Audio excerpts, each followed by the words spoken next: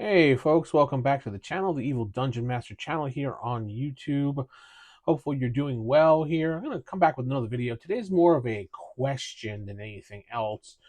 But I was sitting here wondering, why aren't you going to my website, theevildm.com, and checking out what I'm doing? No, that's not the question. Just a stupid way for me to get my website in there. My question is, can a DM have a favorite player? Can a DM have a most disliked player? These are two questions that actually I was talking to a bunch of people about, and they brought it to my attention. Like, yeah, DMs have their players that they favor, and DMs have players that they just don't like or just don't care for in the game. And you would think that if you didn't care for someone in the game or didn't like them, why are you playing the game with them in the first place? Maybe you're friends with them, but you just don't like playing the game with them. I'm not sure because it didn't wrap around me why someone would hate or dislike someone in the game. If you just don't like that person, just ask them to leave the group or leave the group yourself. Uh, I've come across players that I've not got along with, and I just worked with it. And you can tell when there's that kind of tension between the players, the DM and the players, when the person doesn't really agree with everything you say or do. And you just try to accommodate them as much as possible because everybody's supposed to have fun, including you and them and the rest of the group. If it comes down to a point that it's disturbing the gameplay, then you have to decide what to do as far as someone leaving the group or talking about the situation to clear the air. But back to the original question, do DMs have their favorite player? Yeah, I think DMs have a favorite player depending on the situation of the game. If you are planning your game for the week and you have planned it for more role play, you are keeping someone in mind in the group that you know will do a lot more role play or will step up to absorb the story to help move things along and help capture the moment of role playing. I have multiple people in my group like that. So when I do think about role playing, I know exactly the people in the group who will actually role play the situation, get the information, and move the campaign forward. Now, I'm not saying pushing the campaign forward like Trump, let's go, let's go, let's go, meaning I'll present the situations to them. They'll role play, get the information, write it down, and figure out what they need to do for the party to move forward. And I like that. Now, there are other times when I do various things and I know that it's going to be a combat heavy. I know at least one person in my group that when it comes to combat heavy things, they will be great at that situation, know how to plan to get the party in and out of the situation, and be there to, push the party along when it comes to combat because they like combat heavy games. So I try to design games for different types of players when it comes to it. If I know my group is a very heavy role playing group and they like to role play with one another, I like to do those episodes for them, or those sessions just for them. If I know that there's a combat heavy group, then I try to put more combat into it. I'm not much of a combat GM. I'd rather role play things out. So I like my games are more 70-30, 70 role play, 30 combat. A lot of times combat, I think, is in most games just drag out or are too long.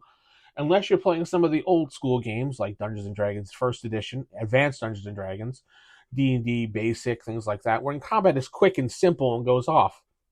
When it comes to later editions, combat can drag. Pathfinder, for example, was one. D&D 4th Edition, D&D 5th Edition, combat, there's just so many options, so many things to do, so many things to worry about that it just combat drags. When you're playing older games that with simpler mechanics, a lot of times it goes quickly, and that's more fun for me. More fun, right? Yeah, more fun to have when it comes to gaming. Uh, you definitely, when you're sitting there thinking about your gaming group, you will know when it comes to, okay, I sent my message out, and I don't know if this falls under the responsibility of the Dungeon Master, but I've taken it under my wing to say and remind my group every week, okay, we got a game this weekend. It's at 4 p.m. Please let me know if you can attend. And I like to send these messages out by, Wednesday, by the latest. So everybody has a bunch of days to look over their schedules, figure out, got something with the kids this weekend, got something with the wife, got something with the husband, whatever, this weekend, can't make it. That's fine. And that's life. Life happens. People will miss games all the time because of life, and you can't do anything about that. When we were kids, there was no problem because your life was basically school, sleep, eat, make sure to obey mom and dad. That was about it. And then you play your games. So I sent my messages out, and you could have your own group coordinator. Someone in your group does it for you, but I think the DM should probably do it if they're the ones hosting the game. When you get your responses, generally if there's one or two players that don't make the game, you're probably going to be like, well, it's fine if they miss. I think the game will go a little more smooth. As long as you have certain key players in your group, you'll continue on. A lot of times when players can't make the game, I will evaluate it and I will think, well, if these three aren't here and these three are, I don't think it'll work. Or these two are missing, but the rest of the main group is there, and we got some key players in there that are good role players and good combat mix. Yeah, that's fine. You also have to consider that you have players that have certain classes in the game, and if you have a split with classes in the game and the people that are important for combat that week don't make it, you got to curtail the adventure to more of the role players that week. So, or more of the ranged fighters. We had a couple times when we were playing Starfinder where two people couldn't make it, and they were basically our so quote unquote muscle, and the group decided that we should skip the game because without the muscle in the group, they were worried about dying. Now that's fair to say, so why not?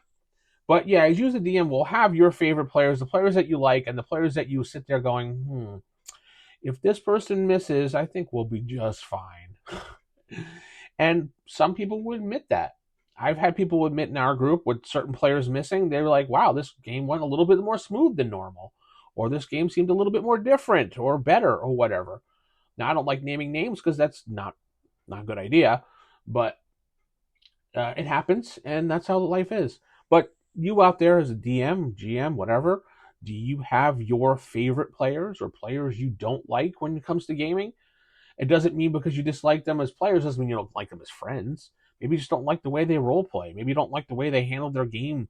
Maybe they spend way too much time on deciding things in the game, and it annoys you as a DM. Because it's going to. It annoys me. If somebody hems and haws over their turn. Especially if they're... I understand now if you're in combat, it's your turn, you're the first one to go. Yeah, you can hem and haw because you don't know exactly what's going on.